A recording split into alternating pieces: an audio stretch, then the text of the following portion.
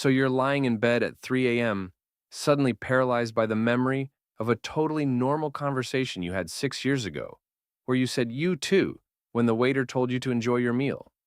Why does your brain do that to you? Don't worry, we're fixing your psychological wiring today. In fact, the very reason your mind constantly betrays you with regret and anxiety comes down to a literal neurological design flaw, one that scientists have discovered can actually be bypassed entirely if you know the secret monks and neuroscientists figured out. Now, if you're new here, I spent years studying psychology and breaking down human behavior to figure out why smart people constantly trap themselves in cycles of overthinking. In this video, we're going to cover three things.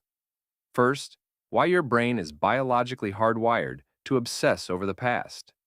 Second, how the concept of ego death explains your daily suffering. And third, a practical, step-by-step meditation technique you can use starting today to completely detach from your regrets. Let's dive in. To understand regret, we have to look at why it even exists. Your brain is a survival machine, which means it suffers from a massive negativity bias. Think about it. Have you ever had a completely fine day, and then out of nowhere your brain goes, "Wait, is everything actually okay?" So it scans your memory, finds that one awkward moment from last Tuesday, and suddenly, that's all you can focus on. You could do 99 things right, but your brain chooses to obsess over the one thing that went wrong. Why does it do this? Because evolutionarily speaking, remembering a threat kept our ancestors alive. Remembering a social blunder meant you didn't get kicked out of the tribe.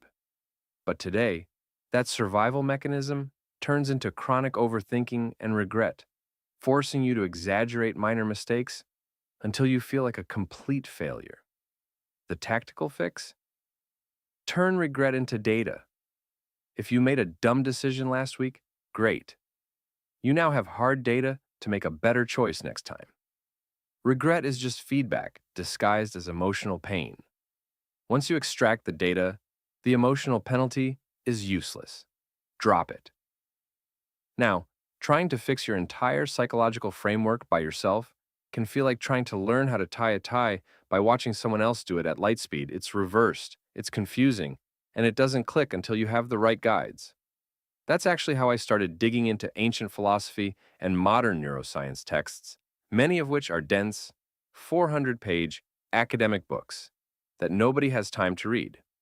Luckily, you don't have to spend months reading textbooks to get these insights.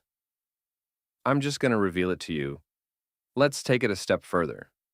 Why does this regret hurt so deeply? It comes down to time, mortality, and something called the ego. When you are young or caught up in the daily grind, you operate under the illusion that your identity, your career, your status, your past mistakes is absolute permanent truth. If you fail a class, your ego says, "I am a failure." If a relationship ends, your ego says, "I am unlovable." Neuroscience studies on depression and brain imaging show that when people suffer from chronic overthinking, a specific part of the brain called the default mode network, the engine of the ego is hyperactive. It ties every single random external event back to you.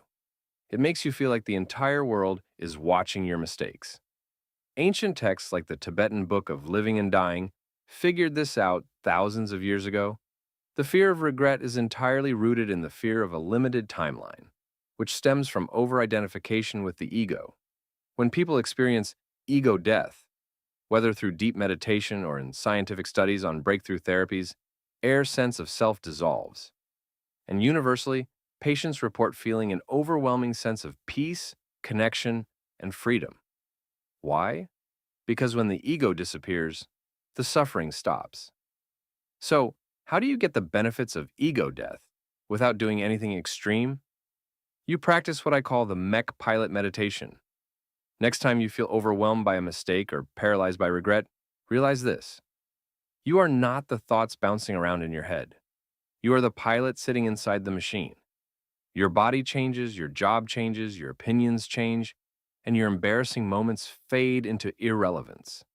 The only constant is your capacity to observe.